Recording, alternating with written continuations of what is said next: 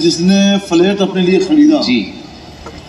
ہاں اس میں مثلا 50 لوگ ہیں، 50 لوگوں نے فلیٹ اپنے اپنے نام سے بک کرا لیا ہے جی تو وہ سب کے سب زمین کے بھی مالک ہوں گے، اچھا لیکن بطور مشاع یعنی مشترکہ طور پر۔ اچھا کامن۔ یہ نہیں کہا جائے گا کہ جس حصے میں اس کا فلیٹ ہے اس حصے میں نیچے کی جو زمین ہے جی وہ اس کی ملکیت، نہیں۔ اگر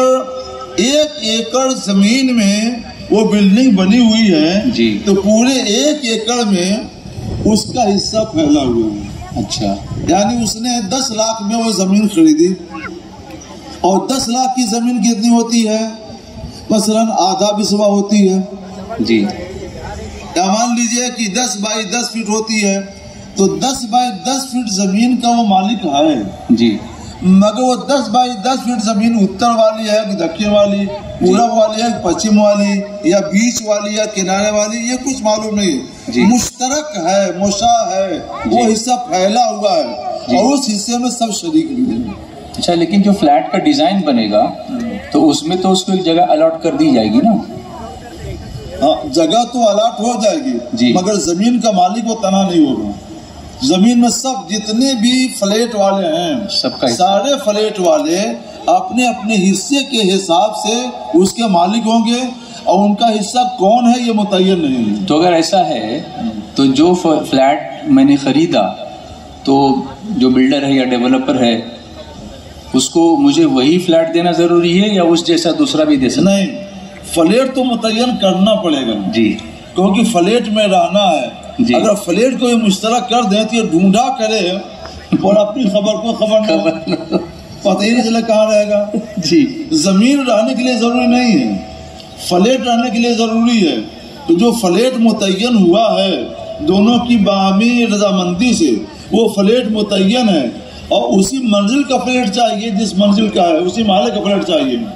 اور جس سائز کا فلیٹ اور جس وصف اور صفت کا فلیٹ مقرر ہوا ہے اسی صفات اسی وصف اسی سائز کا فلیٹ چاہیے۔ اچھا، یہ متعین ہے، جی، فلیٹ متعین ہے مگر اس فلیٹ کے بدلے میں جو زمین آتی ہے زمین متعین نہیں ہے، اتنی زمین کا مالک ہے مگر غیر معین طور پر، جی جی، اس کا حصہ پھیلا ہوا ہے پورے 1 ایکڑ کے اندر پھیلا ہوا ہے۔ کتنی باریکیاں ہیں،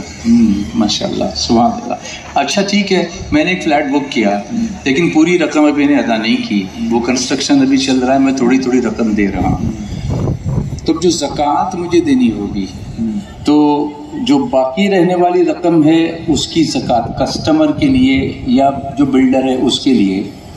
اس کا کیا حکم ہوگا؟ چونکہ یہ خرید و فروخت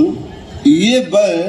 اسی وقت مکمل ہو جاتی ہے جس وقت معاہدہ ہوا، جی، جس وقت پیسہ دے دیا تو جتنا بھی دام دے دیا اتنے دام کا مالک بلڈر ہو گیا۔ بلڈر ہو گیا، اور مثلا 10 لاکھ میں ایک فلیٹ خریدا جی، اور 5 لاکھ ادا کر دیا تو 5 لاکھ روپے کا مالک بلڈر ہو گیا، اس کی زکوٰۃ وہ ادا کرے گا۔ جی، 5 لاکھ روپے آپ کے ذمے قرض ہیں تو سال بھر میں جب آپ اپنی زکوٰۃ کا حساب کریں گے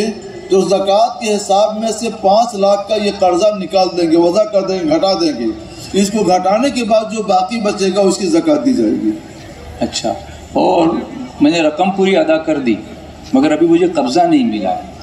زکوٰۃ، آپ مالک ہیں، ہاں تو قبضہ نہیں ملا ہے، ہاں، وہ کچھ مجبوری ہوتی ہے عمل درآمد کی، کبھی ہے کہ فلیٹ بھی مکمل نہیں ہوتا ہے، صفائی وغیرہ کا مسئلہ ہوتا ہے، آکوپیشن سرٹیفکیٹ نہیں ملتا ہے، یہ سب ہوتا ہے، جی، تو اس میں کوئی بات نہیں ہے، آپ فلیٹ کے مالک ہو چکے ہیں اسی فلیٹ کے جہاں وہ فلیٹ ہے، اور